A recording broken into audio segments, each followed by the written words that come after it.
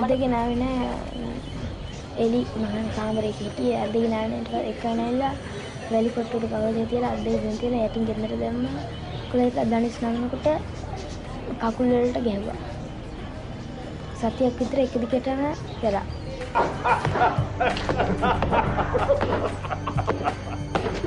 ටිකක් හැන්දෑ වෙලා 6ට 5ට විතර ඒ කට්ටි ඇවිල්ලා කපනවා දැන් ඒ ඇවිල්ලා ඒ අයනකොට තාත්තාට ගන්නකොට අපි ඔක්කොම සීයේ නැතිව බිම වැටිලා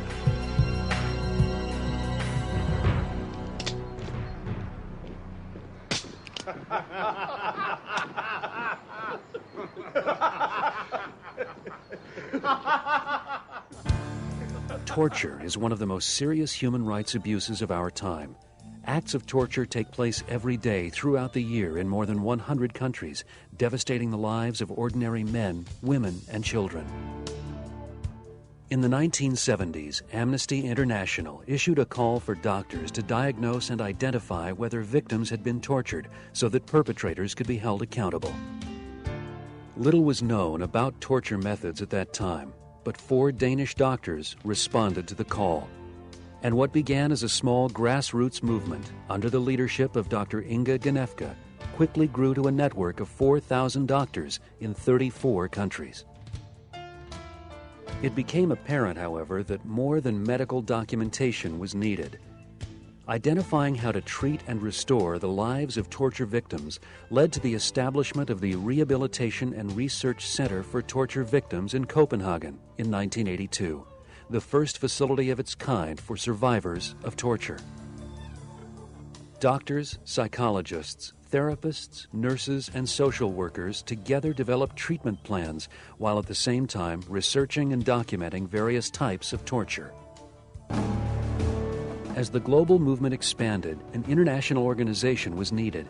The International Rehabilitation Council for Torture Victims, or IRCT, became an independent organization in 1985.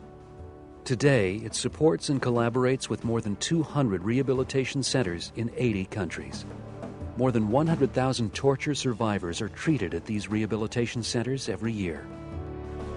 The IRCT has become the voice for torture victims before virtually every government entity, pressuring the international community to share responsibility for eradicating torture. Each year on June 26th, the IRCT coordinates a global campaign for the International Day in support of victims of torture. The IRCT promotes the formation of local groups in every country of the world. The annual campaign includes more than 300 organizations in 100 countries, all of whom stand together against torture. We can see torture in dictatorships where the regime uses torture to destroy the resistance of the people. We can see torture in societies that are in a transition from dictatorship to democracy. And we have torture during war, as we had, for example, in former Yugoslavia, where sexual torture was one of the most important means to implement the ethnic cleansing of the enemies. The effects of torture are devastating to the victims and to their family. Torture breaks down the personality and the ability to lead a normal life, and this is exactly the purpose of torture. Through the IRCT and its partner rehabilitation centers worldwide, thousands of torture victims have received medical and psychosocial support, empowering them to rebuild and regain control over their life.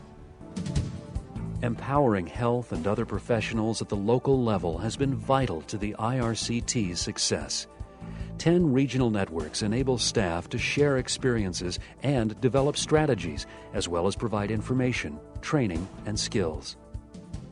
The IRCT plays a leading role in investigating and documenting torture.